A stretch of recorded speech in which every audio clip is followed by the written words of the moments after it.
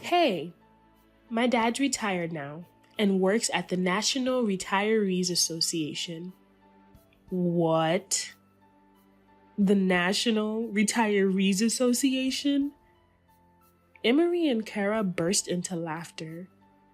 There really are marriages for money, Kara exclaimed, patting Kevin on the shoulder. You were almost fooled. What? Am I being treated as a marriage scammer? I was so shocked, I couldn't find the words to respond. I'm Mary, 30 years old, just an ordinary office worker. I met Kevin at the tennis club I attended, and after dating for 2 years, we've decided to get married. Kevin is 32, 2 years older than me. He works as a chef at a steakhouse run by his father, Thomas. Right now, I live with my mom and dad, but I plan to move out after we get married. Kevin also lives with his parents, but we've talked about renting a place together after the wedding. One day, Mom wants us to come to a family meeting, Kevin said. Ah, yeah. We were just talking about when to go, I replied. They're going to have this nice French restaurant deliver lunch boxes. Oh, really? I checked out the restaurant's website that Kevin mentioned. Wow, it looks like a fancy French place. Each dish looked absolutely beautiful. I was thrilled. The day of the family meeting in town arrived. I was nervous, but getting married, I'm about to climb that staircase. I hope I make a good impression on his parents. I was in the midst of happiness, but little did I know, this was about to turn into a complete downfall. When we arrived at the house, Kevin greeted me at the entrance. It was a big mansion. Sorry, just come in for now, he said, leading me to the living room. There, I met an elderly woman, probably Kevin's mother, Emery, and a young woman about Kevin's age, maybe his sister, Kara. Hello, I nervously greeted, but they didn't smile back. So, this is Mary? They looked at me up and down with a disdainful gaze. I was a bit shaken by the atmosphere. Well, she's passable, I guess, Emery said. Her hair isn't some wild color. Her bag looks neat. And she's dressed in a proper suit. Acceptable. Kara sneered. Huh? Confused, I looked at Kevin. Can you stop it, Mom and Kara? He said, frowning. Then looking at me. Sorry. Looks like my dad won't be here today, continues Kevin. What? Thomas isn't here for a family meeting? I was confused. I don't really understand the situation. Does he have business to take care of or something? I asked. No way. I didn't let you know? Then came the unexpected response from Emery. You thought it was just a family meeting with Kevin and you? Coming here for a family meeting means you're considering marriage, right? So, we decided to assess you beforehand to see if you're fit to become a part of this family. Yeah, your evaluation. Emery and Kara took turns speaking. An evaluation? Of me? I was speechless. Kevin continued. I thought it was just a family meeting. I had no doubts. And then this happens? But I tried to keep my composure. Well, yes, Eventually, I'll need to talk with both of you, right? I put up my best guard.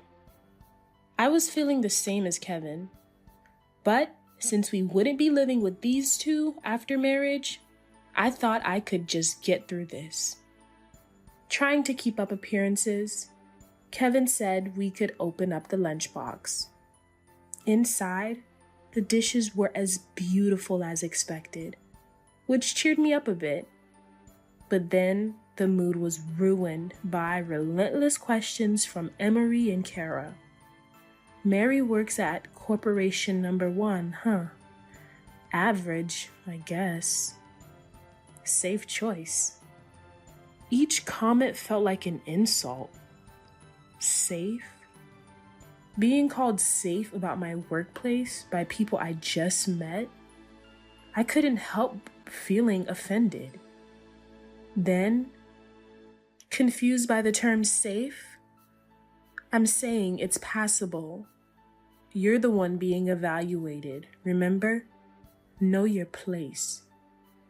Kara said sharply, giving me a stern look. Place? Why am I being evaluated by Kara in the first place? Ignoring my feelings, another rude question came from Emery. What do your dad and mom do for work? Your mom is a housewife. Of course. Yes, she's a housewife. That's good.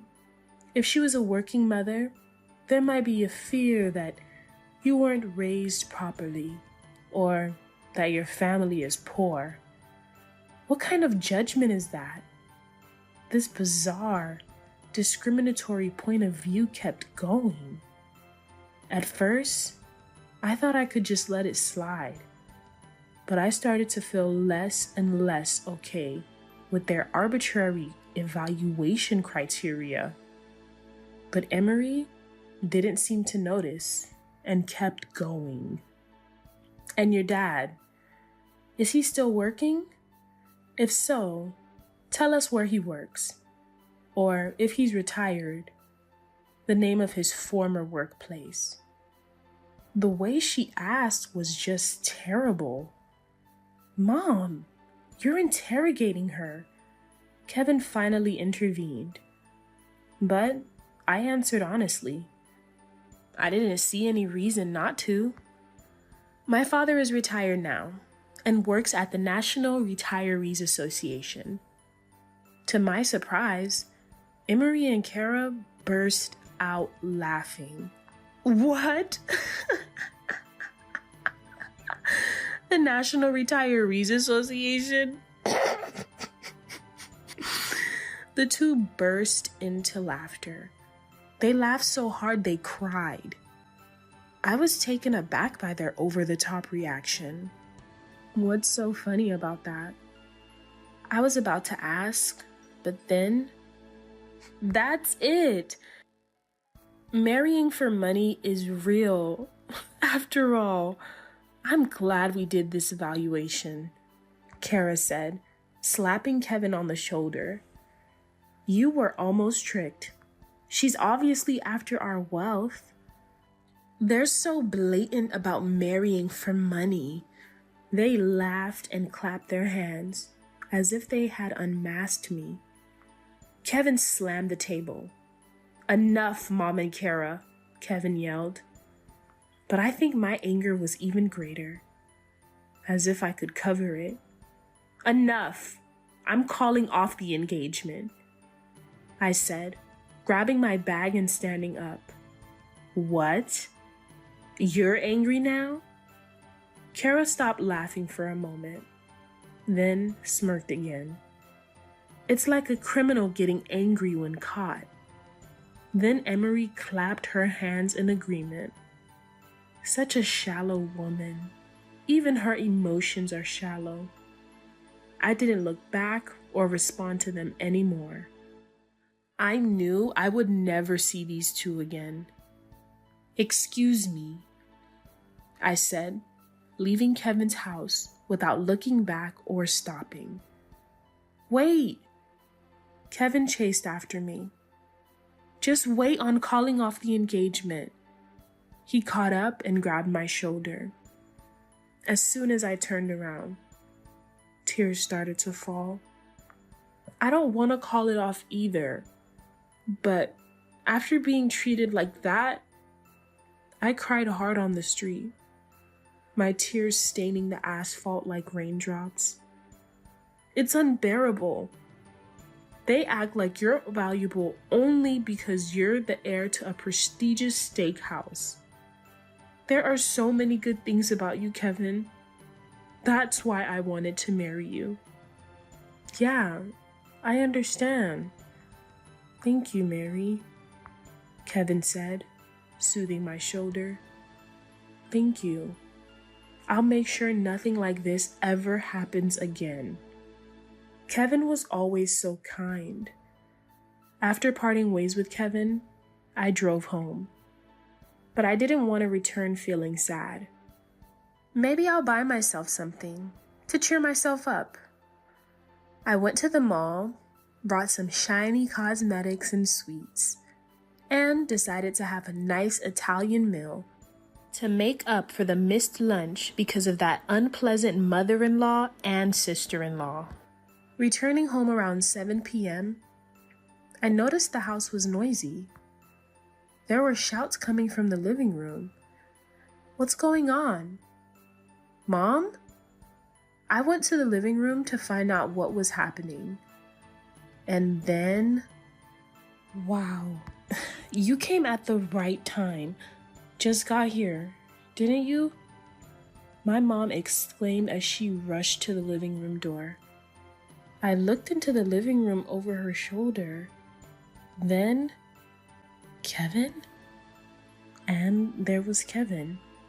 But not just Kevin. Why am I brought here? I don't understand.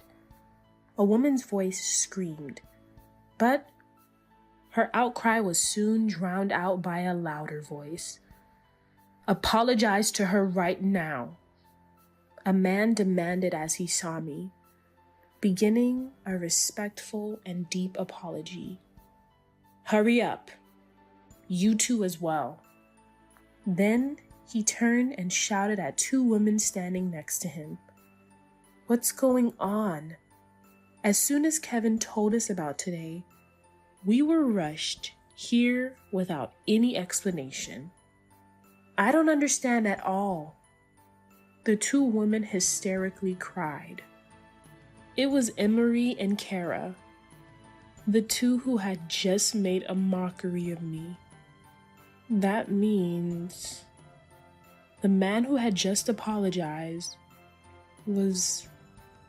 Thomas, this makes no sense, one of them yelled. So it was Thomas, Kevin's father. You two really... Mr. Miller is our top customer. What? Emery and Kara were shocked. Our restaurant serves $400 steaks, remember? The National Retirees Association isn't for people like that, they exclaimed. But Thomas fired back. That's what you call being truly ignorant of the world. Judging people with such a narrow view is not your place. Emery gasped at his intensity. Hi!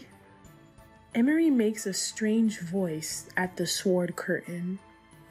Listen, this man was a director at Big Ace Trading, a publicly listed company. Really? Emery and Kara's eyes widened. That publicly listed company?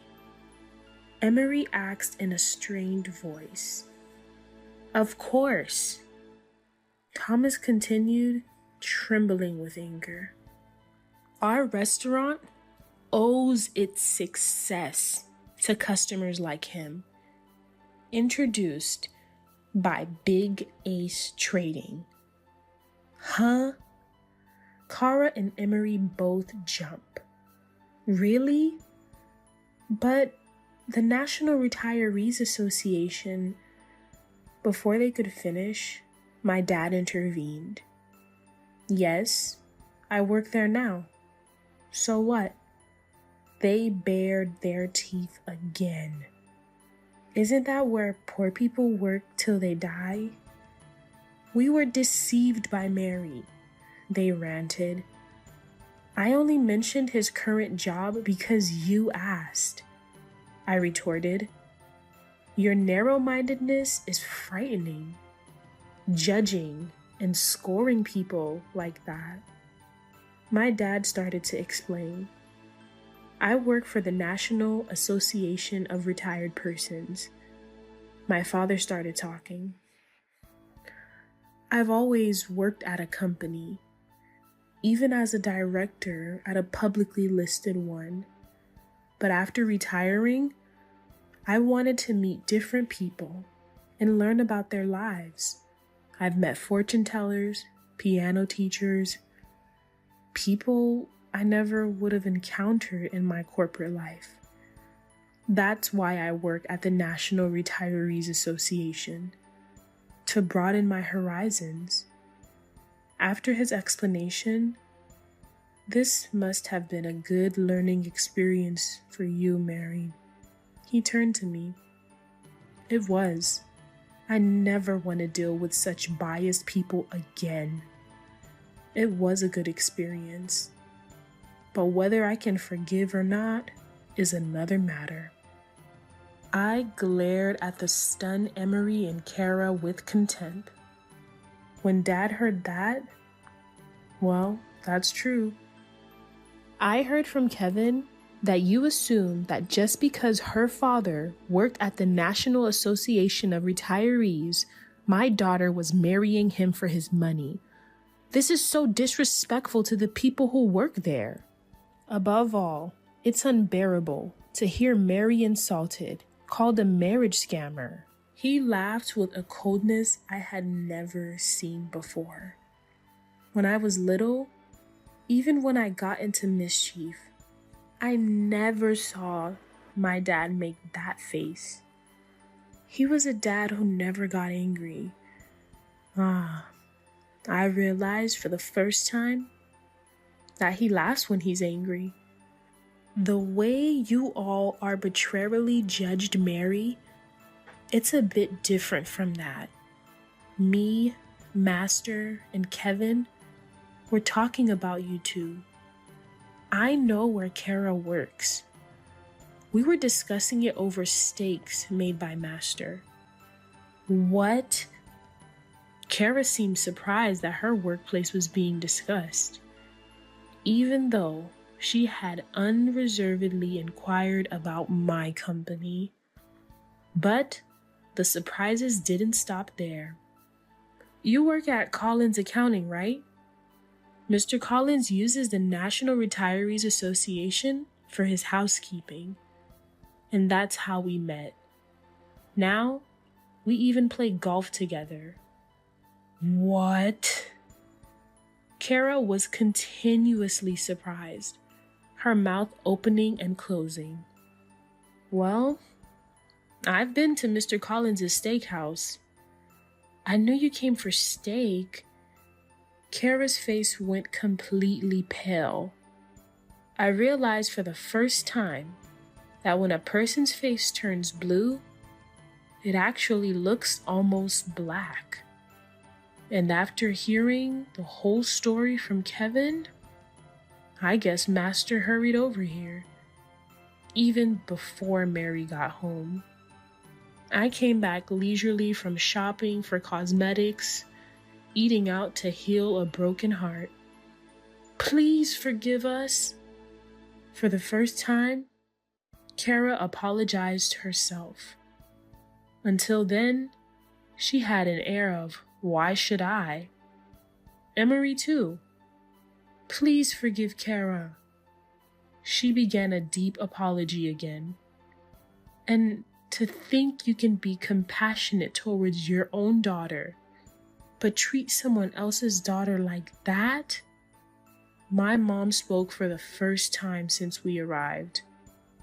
We've raised Mary with such care. To think of her as a gold digger. Such a family we would rather not have, she yelled in a trembling voice. Then took a deep breath and exhaled. But I'd like to say that. Mom turned to us. Kevin is a good person. He called us even before coming here. I felt like crying at my mom's kindness. Despite having such a disrespectful family, she still distinguished Kevin. Thank you. Kevin expressed his gratitude. We will be happy, Kevin stated firmly, and Dad smiled warmly. A different smile from before. Then, please stop apologizing. We'll continue to visit Master's Steakhouse.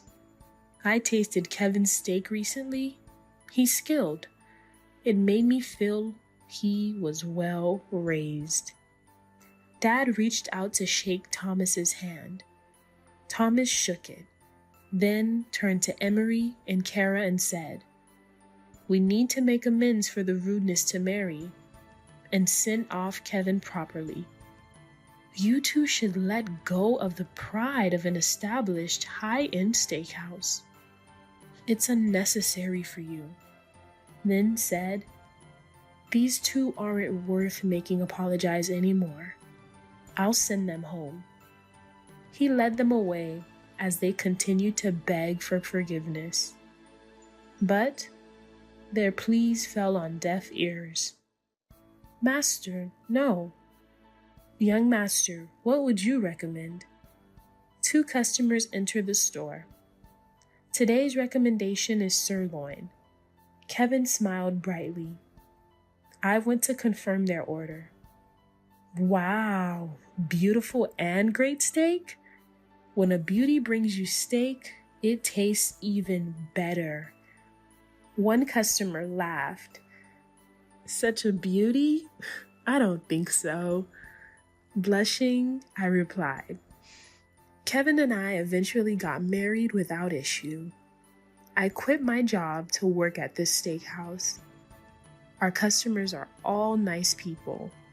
Many praise Kevin's skills, calling him young master. Ultimately, Emery's divorce was inevitable. What she did to me was unforgivable. Kevin declared, "If it's Mary and Mom, I choose Mary." He chose Mary over his mother. Meanwhile, Kara resigned from her accounting firm after they learned of the situation and was cold-shouldered. Now, both of them have moved to another state, and we no longer see them. There, at the corner seat of the counter, eating steak with a smile, is my dad. Kevin's improved. The meat's delicious, and the cooking is exceptional. Dad enjoyed his steak. "Thanks. Eat a lot. Steak is Dad's favorite after all." I've eaten enough, and I have work at the National Retirees Association tomorrow, so I'll head home now. Tomorrow, Dad will go to work, looking forward to new encounters. As I did the billing, I felt happy seeing Dad so content. A father and daughter, seeing each other's happiness and warming each other's hearts. I thought, there's nothing happier than this.